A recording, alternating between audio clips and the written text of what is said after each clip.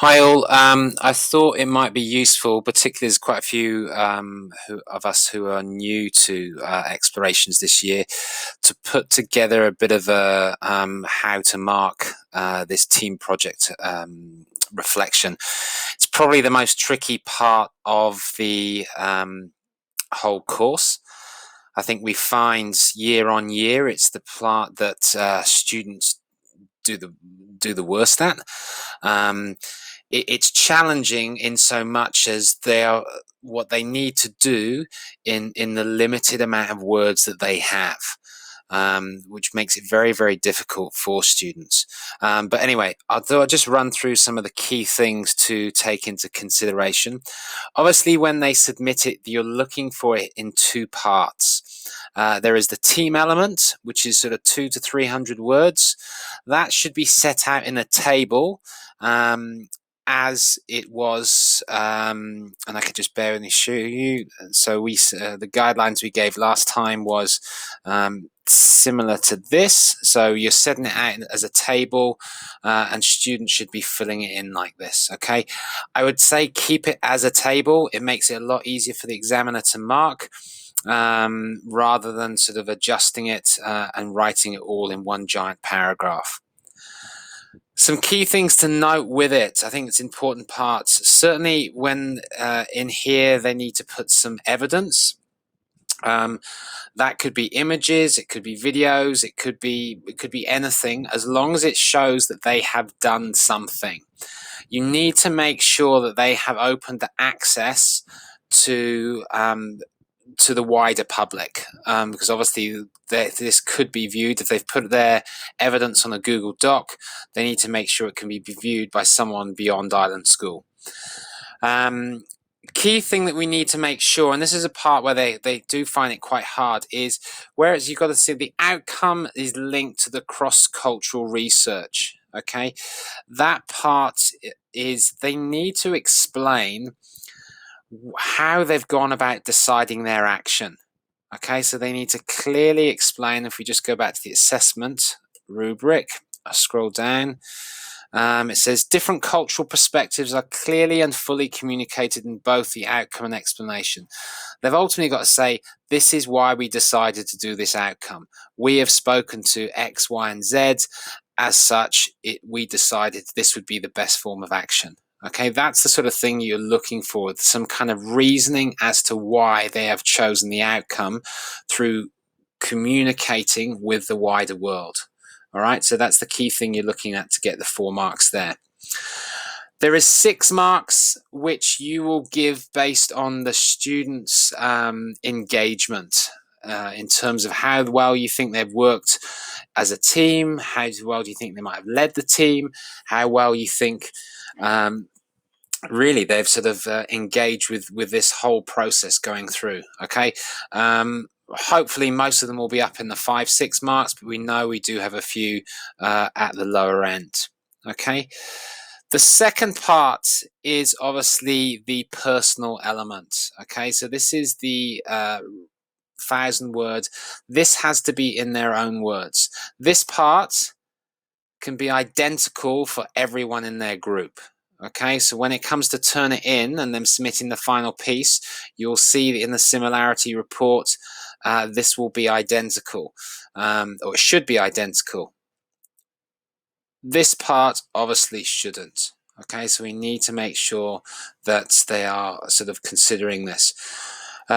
I'm sorry jumping about through slides, but just an easy way to show you this. I think the key thing when they're going through the personal element is making sure that they are using this process. Okay, so whatever paragraph they're working on, we're moving away from that descriptive. It's the what. They need more of the so what and more of the what next. Okay. So that's what they must make, or when you're marking these, really look out for that. Have they told you what they did? Have they told you why they did it? If it went wrong and all went belly up, what are they going to do next? Okay, so that's just makes something for you to make sure that they are following there. Okay. We will share this slide share with them actually next week, and this will go through in terms of sort of key issues and key mistakes that they've sort of had when writing this. I think another key thing is when they're talking about things, what their strengths, their weaknesses, and their challenges were, to make sure they're linking them to specific examples. Okay, it's very easy for a student just to say, I wasn't a very good leader. Okay, I struggled with being a leader, or I didn't communicate very well. I didn't get along with my team. So, blah, blah. What we want to know is in the context of their project. Okay, the example on the screen right now again gives you an idea of what is very much a generic response. So the extract A could have been written by absolutely anyone, and it could be used in any team project reflection. Extract B, okay, is specific. Okay, we can clearly see they've mentioned their NGO of Plastic Free Seas. Okay, they've clearly sort of talked about their process of their team spirit within that. Okay, so again, when you mark these, make sure that they are adding examples to all of these areas. Okay. Some other quick points to kind of go back to. Again, in the first section, they've got to evaluate their strengths and limitations against their project aims. Please make sure that they're linking things back to their project aims. Okay, they wrote those SMART targets. They need to talk about those SMART targets here. If we scroll down and have a look in terms of another reflective part, it says a clear and insightful reflection on what has been learned about cultural perspectives. Okay, they have to make this personal.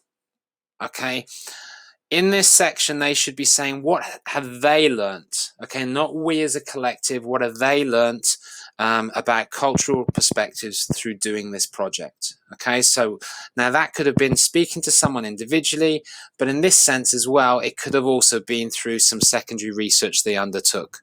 Okay, so in the context of this part, they want to know about their learning. Okay, and it needs to relate to actually them. Okay. Otherwise, I think most of it is fairly self-explanatory. Again, clear and appropriate reflection of overall personal learning.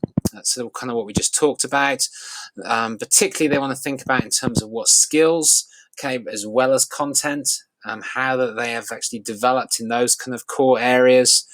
Okay, if they follow those kind of subheadings that we gave them in the sample template framework last week, that's what you're looking for.